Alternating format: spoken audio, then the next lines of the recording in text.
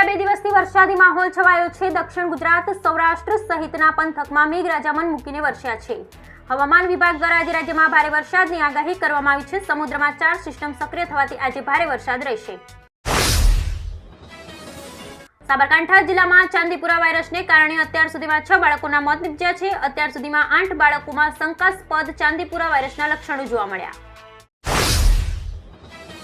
સોમવારે સાંજે જમ્મુ અને કાશ્મીરના ડોડા જિલ્લામાં આતંકવાદીઓ સાથેની અથડામણમાં ગંભીર રીતે ઘાયલ થયેલા એક અધિકારી સહિત 4 જવાનોનું મંગળવારે વહેલી સવારે હોસ્પિટલમાં સારવાર દરમિયાન મૃત્યુ। અમદાવાદ સહિત રાજ્યના વિવિધ વિસ્તારોમાં સોમવારે ભારેથી અતિભારે વરસાદ પડ્યો હતો। સુરતના ઉમરપાડામાં માત્ર 4 કલાકમાં 14 ઇંચ વરસાદ ખાબક્યો હતો। સ્ટેટ ઇમરજન્સી રિસ્પોન્સ સેન્ટરના જણાવ્યા પ્રમાણે રાજ્યમાં અત્યાર સુધીમાં સિઝનનો 30% વરસાદ પડી ચૂક્યો છે।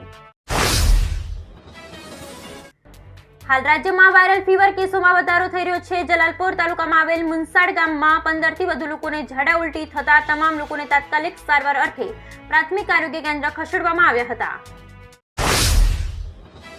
જૂનાગઢનો ભાખરવડ ડેમ છલકાયો હતો। માળિયાહાટીનામાં વરસાદથી ડેમમાં પાણીની આવક થવા પામી હતી। ડેમના નીચાણવાળા વિસ્તારોને સાવચેત કરાયા હતા તેમજ નદીના પટમાં અવરજવર માટે મનાઈ કરવામાં આવી હતી।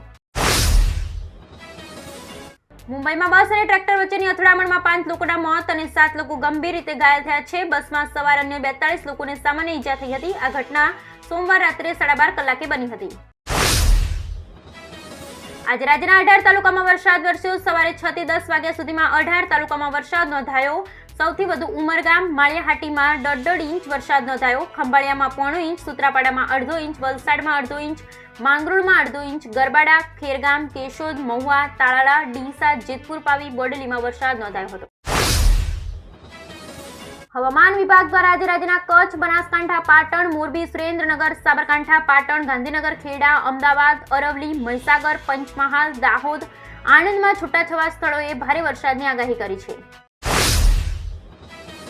નર્મદા ડેમના રિવરબેડ પાવર હાઉસ બંધ કરાયા હતા। પાવર હાઉસ બંધ કરાતા ડેમમાં સતત પાણીનો સંગ્રહ કરવામાં આવતો હતો। છેલ્લા 24 કલાકમાં નર્મદા ડેમની સપાટીમાં 7.87 ઇંચનો વધારો થયો હતો। ડેમમાં પાણીની આવક બાદ 119.94 મીટર પર જળ સપાટી પહોંચી હતી।